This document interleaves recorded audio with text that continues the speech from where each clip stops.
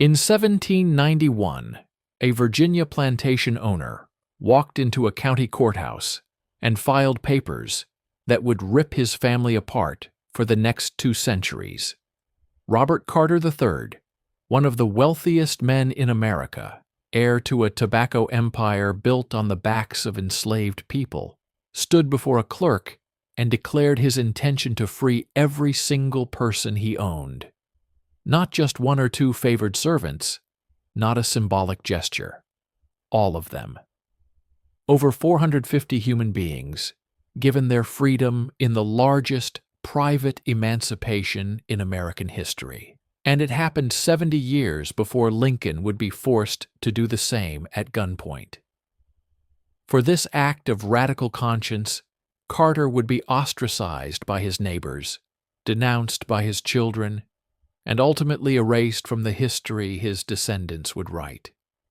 They would burn his letters, destroy his journals, rewrite deeds, and teach generations of Carter children that their ancestor had been insane, that the freed slaves had never existed, that the whole episode was best forgotten. This chapter is about the decision that made forgetting necessary.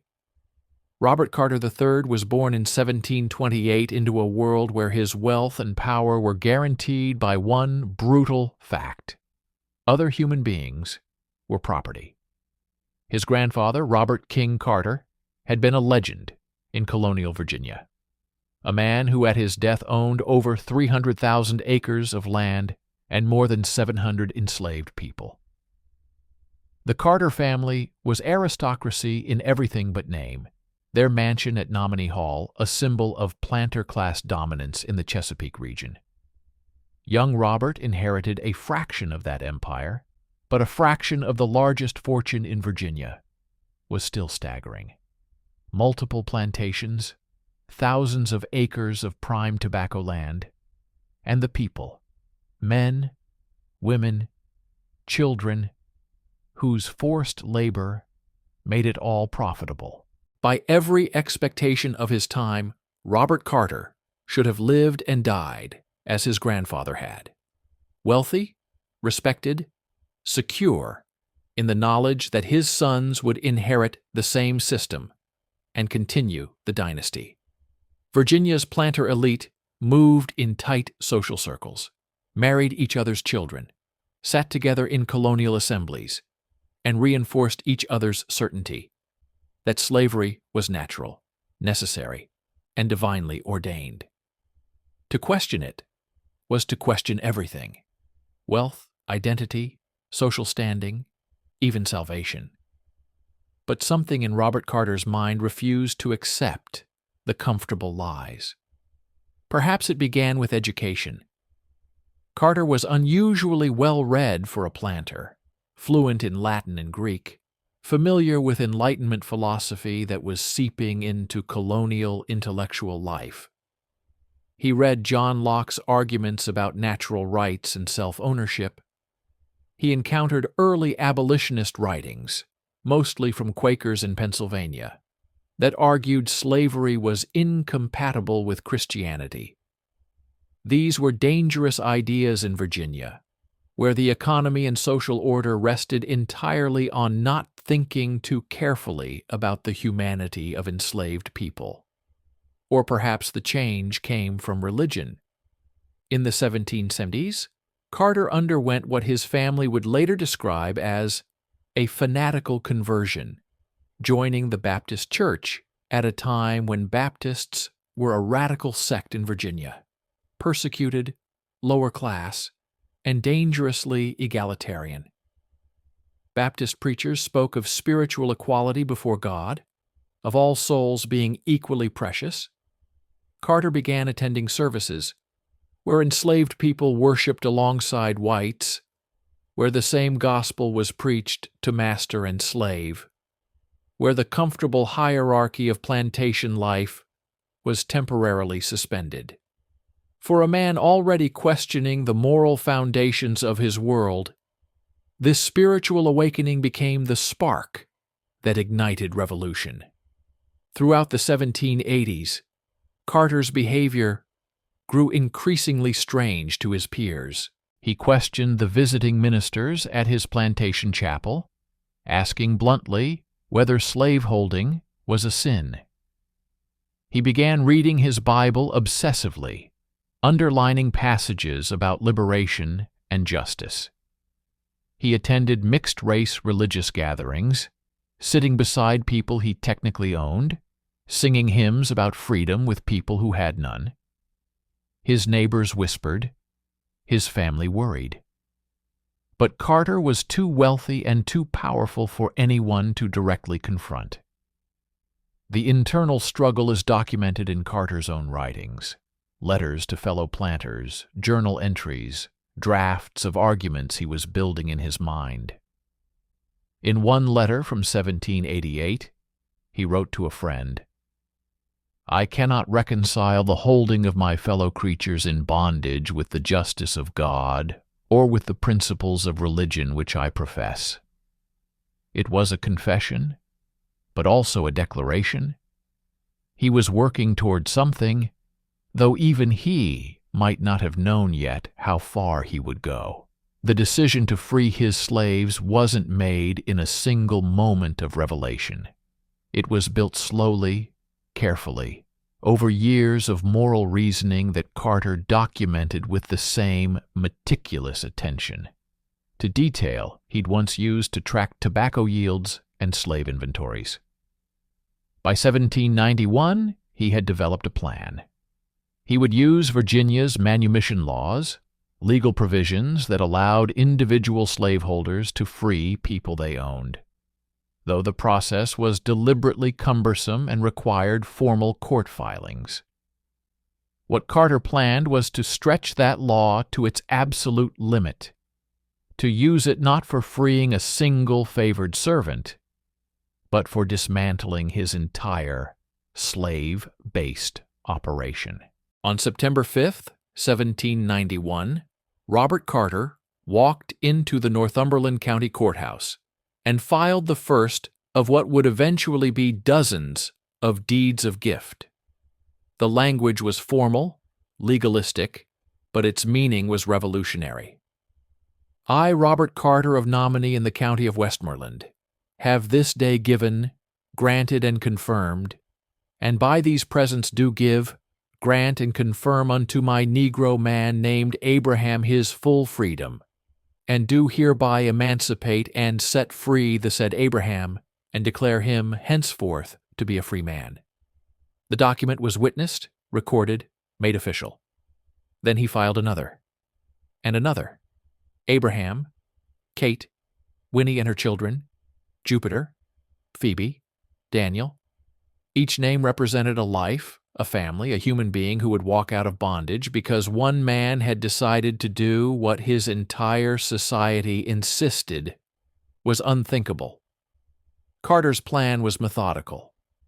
Virginia law required that freed people demonstrate ability to support themselves, so Carter scheduled the emancipations over years, allowing people to learn trades, accumulate resources, and prepare for freedom.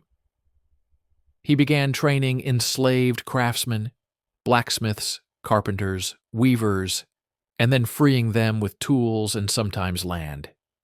He freed families together when possible, ensuring children stayed with parents. The process would take over a decade to complete, but Carter was committed. Between 1791 and 1803, he would file legal documents freeing more than 450 people. The reaction from Virginia's planter class was immediate and vicious. Emancipation wasn't illegal, but it was socially unforgivable. Carter's neighbors saw his actions as a betrayal, a threat to the entire system. If one of the wealthiest, most established planters in Virginia could question slavery, what message did that send to the thousands of enslaved people across the state?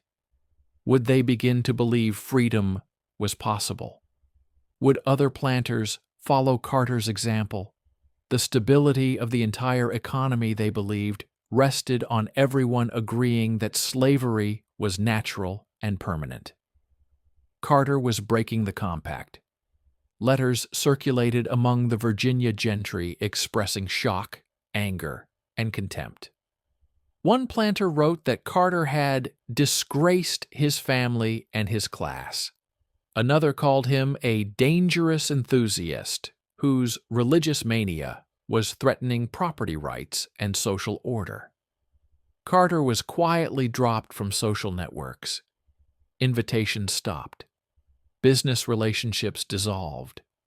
Men who had once deferred to him as a fellow member of the ruling class now treated him as a pariah.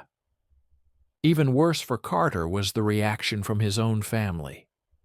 His children, raised in plantation luxury, educated to believe they would inherit profitable estates worked by enslaved labor, watched in horror as their father gave away their birthright. Enslaved people weren't just labor to planter families. They were capital, assets that could be sold, mortgaged, or passed down like land or furniture. By freeing them, Carter was destroying wealth that his children had counted on inheriting. The resentment was immediate and deep. His son George Carter was particularly furious. In letters to relatives, he expressed not just anger, but genuine confusion. How could his father, a rational man, a successful planter, destroy his own family's future for the sake of Negroes? The word appears in George's correspondence with contempt, as if the very idea that enslaved people deserved freedom was evidence of insanity. Other children distanced themselves, embarrassed by their father's increasingly radical religious views and his association with lower-class Baptists and freed black people. Carter pushed forward anyway. The emancipation process was slow but relentless. Some of the freed people left Virginia immediately, heading north to Philadelphia, New York, or other cities where free black communities were growing. Others stayed, building new lives in the counties where they'd been enslaved, establishing themselves as free laborers, craftsmen, and farmers. Carter occasionally provided assistance, a small plot of land here, some tools there, a letter of introduction to a northern contact. He was trying, within the limits of his time and his own contradictions, to give people a real chance at freedom, not just legal papers. But the cost to Carter himself mounted. By the late 1790s, he was isolated, his reputation in ruins among the planter class. His wealth was diminished, not just from losing enslaved labor, but from the economic consequences of being shut out of the networks that sustained plantation profitability. He spent his final years increasingly withdrawn, focused on his religious studies and his correspondence with other religious dissenters. When he died in 1804, he was remembered by his former peers not as a moral pioneer, but as an eccentric failure, a cautionary tale about what happens when you let religious fanaticism override economic sense. And the people he freed? Most disappear from the historical record within a generation. Some of their descendants would remain in Virginia, living as free people of color in a slave state, a precarious existence. Others migrated north or west, building new identities in places where they could escape the shadow of enslavement. Their names appear briefly in freedom papers, in county tax records, and then fade. The Carter family would ensure they faded completely. By the time of Carter's death, his children had already begun the work that would define their family for the next 160 years. Forgetting. They began telling a different story, one where their father's emancipations were minimized, explained away, or erased entirely. They collected his papers, the letters, journals, and legal documents that proved what he'd done, and started the slow work of destruction. Some papers were burned. Others were locked away in family archives, inaccessible to historians. Still others were simply rewritten, with passages about emancipation removed or altered. The unthinkable decision had been made. Now came the harder work, making sure no one would remember it. That work would take generations, and it would cost the Carter family something more valuable than the slaves they'd lost. It would cost them When Robert Carter III began signing away what his world valued most, human property, his own children watched in disbelief as their inheritance walked off the plantation in broad daylight. They saw trusted craftsmen, nannies who had raised them, field hands who made the tobacco grow, all leaving with papers in their hands that said, in cold legal language, they no longer belonged to the Carter family. For the people being freed, it was the first real breath of ownership over their own lives. For Carter's heirs, it felt like robbery committed by their own father. That collision between one man's conscience and his family's entitlement is where the real war over this story begins. Chapter 2. What the family could not accept. From the moment Robert Carter III filed the first emancipation deed in 1791, his decision stopped being a private matter of conscience and became a public threat to his social class, his local economy, and, most intensely, to his own bloodline. On paper, the deed of gift looked like any other legal transaction: neat lines of ink, formulas of ownership and transfer. But instead of passing enslaved people to children or creditors, Carter was transferring them to themselves. His sons and daughters understood exactly what that meant. Every signature was money gone, power surrendered, status diminished. The Carter heirs had grown up in the center of Tidewater privilege. They knew themselves as the grandchildren of King Carter, raised on stories of how their grandfather had dominated politics, land, and trade. Their entire identity was tied to that legacy. Large houses, wide verandas, imported furniture, and the quiet, constant labor of enslaved people who made all of it possible. They had not asked to be born into this system. They had simply accepted it as reality. To them, slavery was not a moral question. It was infrastructure. So when their father began speaking in the language of sin and justice, something fundamental broke between generations.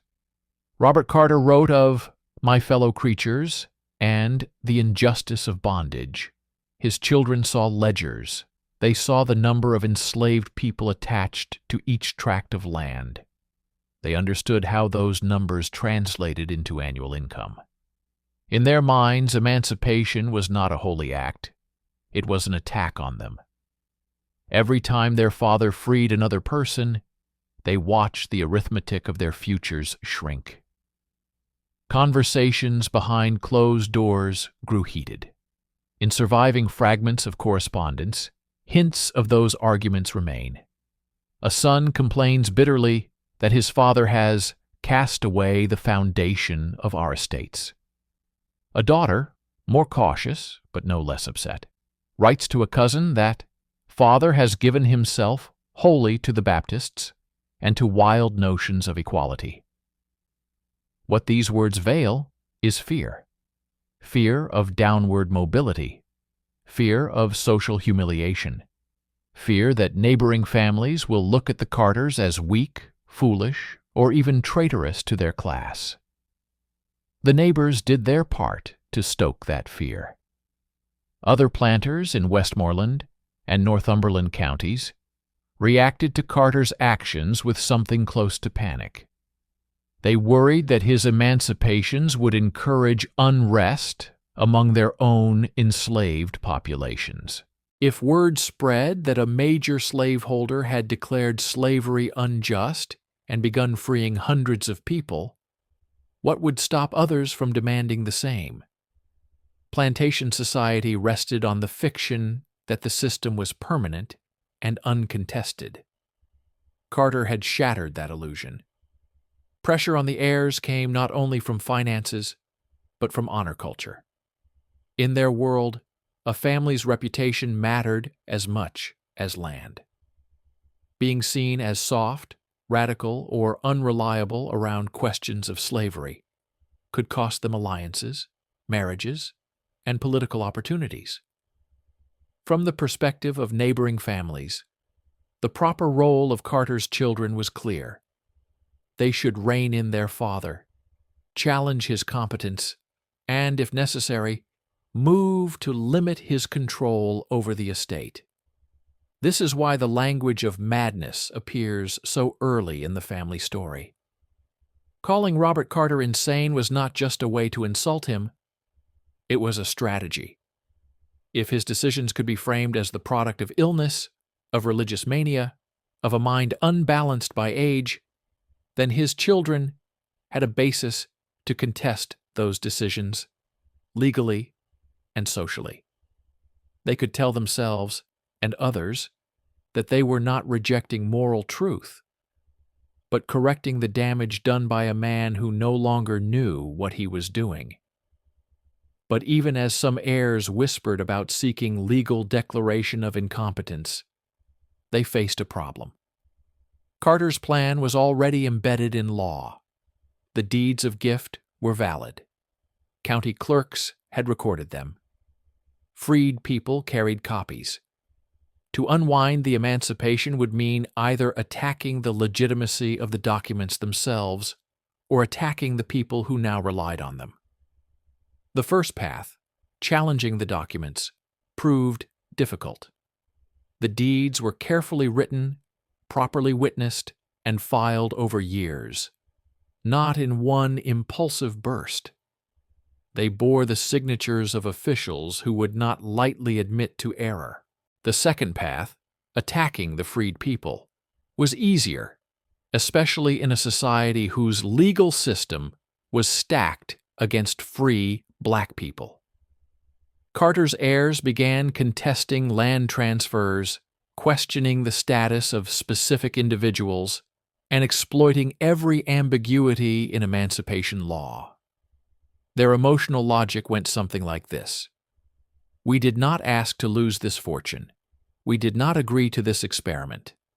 We are the victims of one man's religious extremism. In that framework, resistance became righteousness, trying to claw back land, to challenge freedom papers, to strip away what their father had given, started to feel, in their own minds, like justice rather than theft. All of this played out against a larger backdrop, the tightening of pro-slavery ideology in the South. In the early Republic, some white elites could still imagine gradual emancipation. But as cotton expanded and slave-based wealth deepened, the mood hardened. By the 1820s and 1830s, the dominant Southern narrative was that slavery was not just necessary, but a positive good. In that climate, Robert Carter's actions looked not merely eccentric, but dangerous. His children were trying to preserve their standing in a world that increasingly treated any criticism of slavery as treason. It is important to understand that most of the Carter heirs did not see themselves as villains in a morality play. They saw themselves as normal people defending what was theirs. They were not cartoon racists stroking mustaches. They were frightened men and women, raised in a brutal system and unable or unwilling to step outside it. Their father had made a leap, out of interest and into conscience, that they found impossible. Instead of following him, they pulled back and built a wall of denial between his choices and their sense of self. As the decades passed and the practical consequences of emancipation settled in, that denial deepened into something more aggressive. The family realized that if they could control how Robert Carter was remembered, they could control their own legacy. They began telling a new story to their children and grandchildren. that Grandfather Carter had been peculiar, that his religious ideas had overheated his mind, that he had given away valuable property in a way no sane man would. In this version, the freed people became an embarrassing episode, not a central fact. Around the dinner table, in letters, in family Bibles, a narrative crystallized. We are the true inheritors of the Carter name. We are the sensible ones. He went too far. He lost his way. We must never repeat his mistake. What they could not accept, at the deepest level, was the implication that their comfort had been purchased at the cost of injustice. If Robert Carter was right, if slavery was morally indefensible, then every meal they ate, every fine object in their homes, every acre of land they walked over bare of its original people and worked by stolen labor was tainted. It is one thing to lose money. It is another to face the idea that your entire way of life rests on wrong. For most of them, that was a step too far. So they split the difference. They allowed themselves to believe that Robert Carter's actions were extreme, unnecessary, the product of a temperament not quite sound. Maybe slavery wasn't perfect, they could concede, but surely it wasn't so evil that it justified ruining your children. In this way, they protected both their wallets and their consciences. We can see the outlines of their psychological compromise in how they treated religion. They did not reject Christianity. In many cases, they became more visibly pious. They attended church, donated to missions, and read the Bible. But their faith stopped where their economic interests began. When confronted with the same gospel passages about freedom and equality that had pierced their father's heart, they spiritualized them. Freedom became freedom from sin, not chains.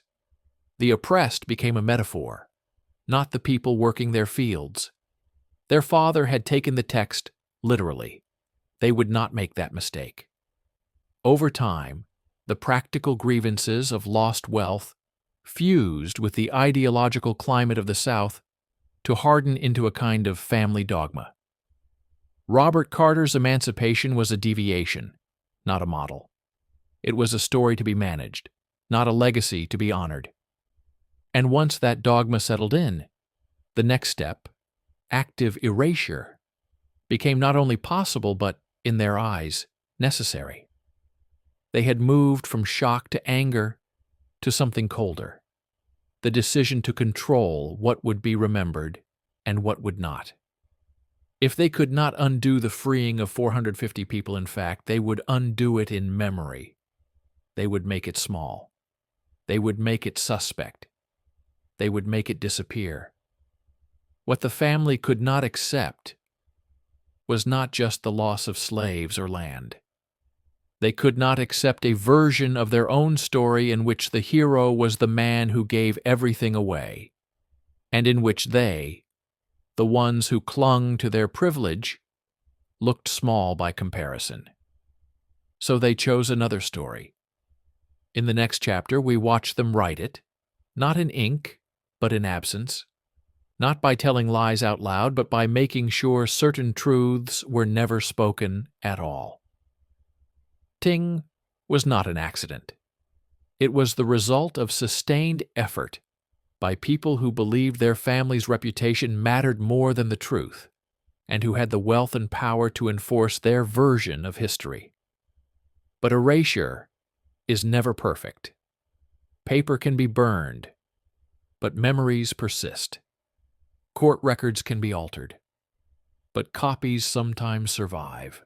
And eventually someone always asks the question that undoes everything. What are they trying to hide?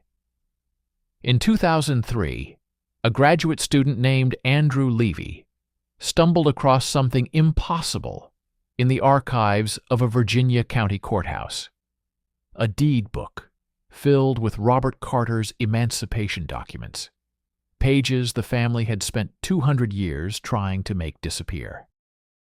What he found wasn't just names and dates. It was proof of the largest private emancipation in American history. A story so deliberately buried that most historians had dismissed it as exaggerated folklore. Levy kept digging. He found descendants of freed people who still had their ancestors' freedom papers hidden in attics. He discovered altered wills, burned letters, and a paper trail of systematic erasure that led straight to the Carter family's front door. This final chapter is about what happens when the truth refuses to stay buried, when the people erased from history finally get their names back. For most of the 20th century, Robert Carter III remained exactly where his descendants wanted him: forgotten. Standard American history textbooks didn't mention him. Virginia's historic sites focused on founding fathers and Civil War generals, not on a planter who'd freed his slaves 70 years before Lincoln. The few historians who encountered references to Carter's emancipations in dusty court records were skeptical. Surely the numbers had been inflated. Surely it couldn't have been that many people. Surely there was some other explanation. The Carter family's long campaign of minimization and erasure had worked almost perfectly. But history has a way of resisting burial. Small cracks began appearing in the narrative. In the 1960s and 1970s, during the Civil Rights Movement and the rise of African American studies programs, historians started asking different questions about slavery and resistance. They began digging deeper into courthouse records, church documents, and family papers that previous generations of scholars had ignored or dismissed. And occasionally, they found references to Robert Carter that didn't fit the standard dismissive narrative. One of the first serious challenges to the erasure came in 1978 when historian Melvin Patrick Ely published research on free black communities in Virginia. Ely had been studying how free people of color survived in a slave state and kept encountering the same strange pattern. Multiple families in Northumberland and Westmoreland counties who traced their freedom not to the Civil War, not to escaping North, but to a mass emancipation in the 1790s by someone named Robert Carter. Ely pursued the thread and eventually uncovered enough documentation to prove that Carter's emancipations had been real, massive, and deliberately hidden. But Ely's work was academic, published in journals most people would never read. The story still hadn't broken into public consciousness. The real turning point came decades later, when Andrew Levy, a professor researching religious dissenters in early America, decided to investigate the Carter case more thoroughly. What Levy discovered was stunning, not just for what Carter had done, but for the systematic cover-up that had followed. Levy found that the destruction of documents hadn't been random or accidental. It had been coordinated and purposeful. He traced multiple instances where Carter family members in the 19th and early 20th centuries had requested access to courthouse records, and where, shortly afterward, those records were reported damaged or missing. He found letters between Carter descendants discussing the problem of their ancestors' reputation and agreeing on strategies to minimize the story. Most damning, Levy discovered evidence that the family had paid off or intimidated descendants of freed people to surrender their freedom papers. He found receipts for payments, legal records of land seizures, and testimony from descendants who described how their great-grandparents had been pressured to give up documents that proved their connection to Robert Carter. The Carter family hadn't just tried to erase their ancestors' story, they'd actively worked to destroy the evidence that freed families carried forward. Levy also found survivors. In the early 2000s, he tracked down descendants of people Robert Carter had freed, families who still had their ancestors' emancipation documents carefully preserved through 2 centuries. These papers, yellowed and fragile, carried names, dates, and Carter's distinctive language about freedom and God's justice. Some families had hidden them during Reconstruction, fearing they'd be destroyed by white Southerners trying to reimpose control. Others had carried them north during the Great Migration, keeping them as proof of their ancestors' courage. One descendant, an elderly woman named Dorothy Carter, no relation to Robert's family, showed Levy her great-great-grandfather's freedom papers, dated 1792, granting full freedom to a man named Jupiter. She'd kept them in a Bible, the same Bible her family had used for baptisms and weddings for generations. My grandmother told me that white people had tried to take these papers from her grandmother, Dorothy said in an interview Levy recorded. She said our freedom cost somebody something, and we couldn't let it be forgotten. These descendants told stories passed down through oral tradition that matched the documentary evidence Levy was finding in archives. They spoke of ancestors who'd been freed by the good Master Carter, who'd been given land and tools, who'd built free black communities in Virginia decades before the war. Some families had kept detailed genealogies, tracing their lines back to specific individuals Carter had freed. For these families, Robert Carter wasn't a footnote. He was the foundational figure in their family histories. Armed with this evidence, Levy began publishing his findings in the mid-2000s. His work finally broke the story into wider public consciousness. Newspapers ran features. History documentaries included segments on Carter. The Library of Virginia mounted an exhibit on the Emancipations. Suddenly, the story that had been buried for 160 years was being told, and the Carter family's role in suppressing it was being exposed. The living Carter descendants reacted with a mixture of defensiveness, embarrassment, and, in some cases, genuine contrition. Some insisted their ancestors had simply been protecting the family reputation and hadn't meant any harm. Others acknowledged the cover-up, but tried to minimize its significance. A few, notably younger family members who'd grown up knowing nothing of Robert Carter's emancipations, expressed shock and shame at what their ancestors had done to hide this history. In 2007, some Carter descendants participated in a public reconciliation event with descendants of freed people. It was awkward, emotional, and incomplete. Apologies were offered but not fully accepted. Forgiveness was discussed but not universally granted. The wounds were too deep, the erasure too systematic, the loss too profound. For the descendants of freed people, it wasn't just about stolen history, it was about stolen opportunities. Had Robert Carter's story been celebrated in the 19th century, might it have strengthened abolitionism? Might it have given ammunition to those fighting for black civil rights after the war? Might it have saved lives? The questions hung in the air, unanswerable but unavoidable.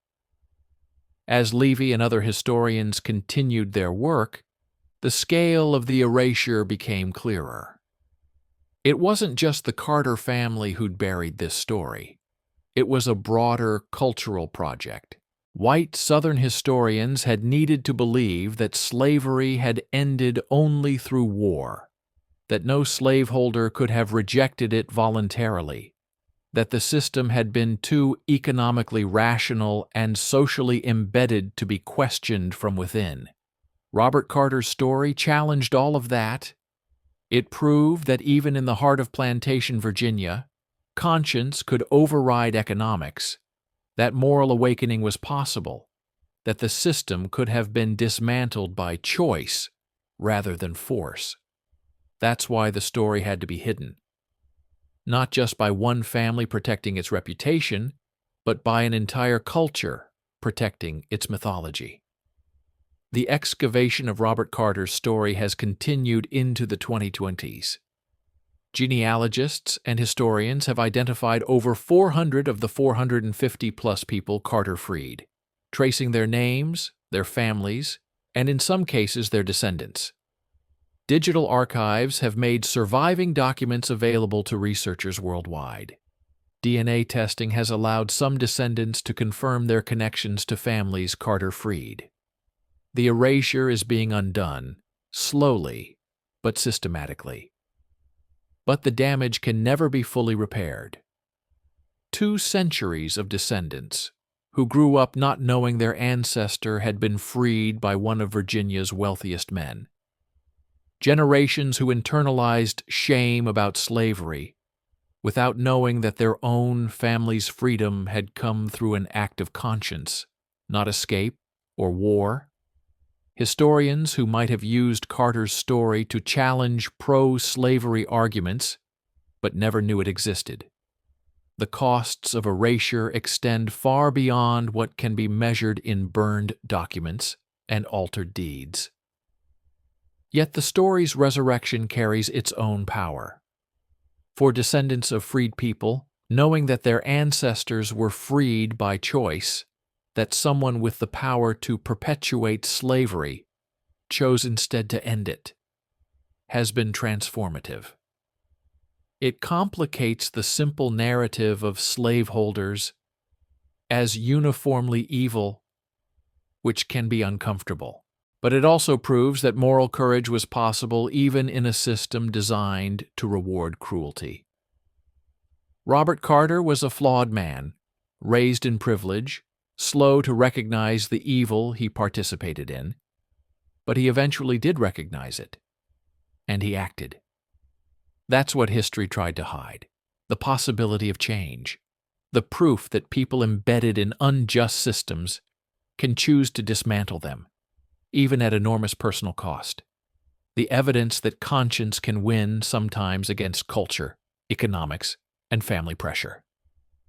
In 2019, the state of Virginia officially recognized Robert Carter III's emancipations with a historical marker near the site of his Nominee Hall plantation. The ceremony included descendants from both sides, Carters who'd tried to bury the story and families who'd carried the memory forward for 200 years. The marker reads, in part, between 1791 and 1803, Robert Carter III freed more than 450 enslaved people, the largest private emancipation in American history. This act of conscience was subsequently suppressed by his descendants and largely forgotten. It's an incomplete monument to an incomplete victory.